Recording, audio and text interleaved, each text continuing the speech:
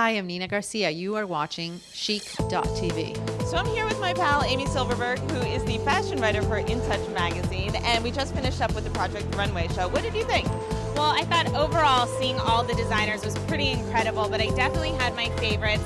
I thought some of the lines looked a little unfinished. I know that they were pressed for time. They had less time this season than they did last season. They only had about 2 to 3 months this time, where they had more like 6 to 7 last season. Why so short this season, do you know? I really don't know the reason why they had the short time to do it, but I think it actually showed. I mean, some of the looks just weren't fitting the models correctly. Some were, so it's an interesting mix. So how do you get you excited?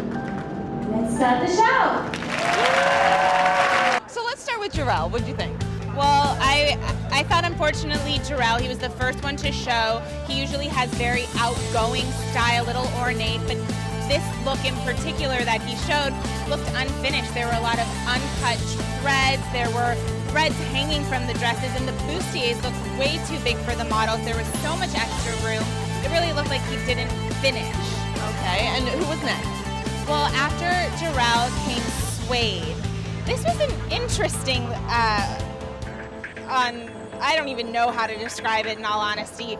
The colors were very Easter egg. The looks looked like what you dress your Barbie in, and a lot of them made the models look a lot bigger than they are because they weren't fitted to them.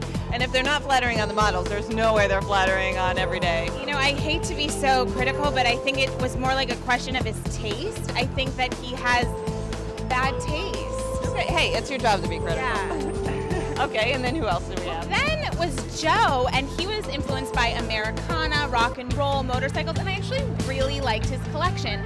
He did show denim, which was different. Everyone else showed a little more formal wear, but I thought that all the looks fit him. The denim was so well made. There were really intricate zippers, a lot of detailing.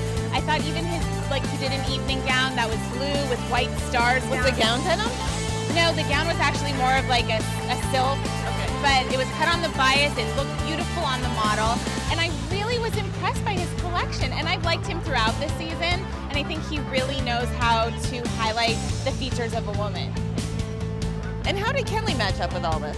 Well, it wasn't my style. It was a little Alice in Wonderland. It was definitely her style, and I really did think that the collection was well made, and I thought that all the looks together looked good. Was it my taste? No, but overall there were bright colors, a lot of poofy sleeves, a lot of tulle, a lot of bubbled skirts, a lot of floral details.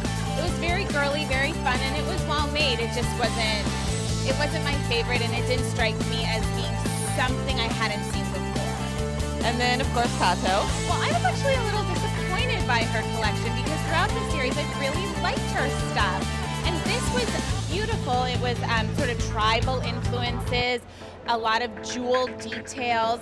I liked it, but again, I thought what lacked was that it didn't fit the models properly, and that just really took away from like reviewing the clothes, because the whole time I'm thinking, oh, there's so much extra space in her back. Oh, I hope she doesn't have a wardrobe malfunction while she's walking down. You know, I did think that it was very unified. It definitely, you could tell that she thought about her inspiration a lot. She actually devoted it to her daughter, which I thought was really sweet. And she walked down at the end with her daughter. I did like her wedding dress. It seemed like all of them created a version of a wedding dress, and I did like hers. But I'd have to say my very favorite was Leanne. She was the last to show, and she really showed amazing. It was all cream and seafoam green, but the interesting part was the little folds she made on each look. It's really hard to make a show when you only show a few pieces like these designers did look unified, and she really mastered that. She was so consistent in the looks, yet each look was so different and beautiful.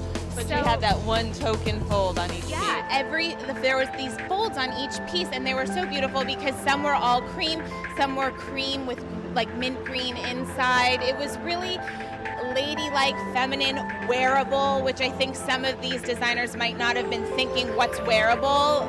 She definitely did, and I loved how she was so proud of it because it really spread, and I just really appreciated her work. Now, Amy, you mentioned that a lot of the garments didn't actually fit the models. Do the judges take that into account? I definitely think the judges take that into account. You're dealing with Michael Kors, whose collection was really flawless. His was also very American, kind of inspired by the Olympics, and although maybe that's not everyone's style, they looked so beautiful coming down the runway because they looked so good on the models. And you'd never really think how important fit is, but when you see gaps, when you see things hanging, when you see that the models look a little more curvier than usual, those are definitely points that are taken away from them. And they're also taken away, they take away from the creation of the designer. So I definitely think Heidi and Nina and Tim and Michael are gonna be taking fit into account.